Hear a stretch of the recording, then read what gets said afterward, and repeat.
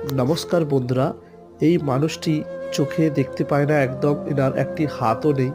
আমি বাজার থেকে বেরোনোর পথে দেখলাম উনি জোর চিৎকার করে মানুষের কাছে পয়সা চাইছেন, কিন্তু ওনাকে ভিক্ষা কেউ দিচ্ছেন না, যে যার মতো বাজার করে বাড়ি ফিরছেন।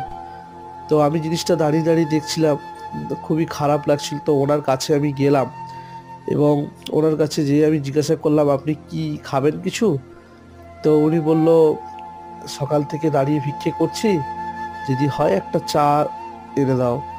তো ওনার জন্য আমি একটু চা আনতে গেছিলাম, চা এবং একটু বিস্কুট একটু নিয়ে ওনার কাছে নিয়ে এলাম। তো উনিকে দেখে অত্যন্ত খুশি হলো, ওনাকে বসিয়ে চা, উনি তো দেখতেও পাচ্ছিল না ঠিক মতো, ওনার হাতে কাপটা পুরো ধরিয়ে দিলাম। তো উনি খেলেন। এবং আপনাদেরকে বলবো, এইসব মানুষগুলির পাশে থাকবেন। প্লিজ আমাকে একটু সাপোর্ট করবেন, যাতে এই মানুষগুলোকে আরো বড় কিছু করতে পারি।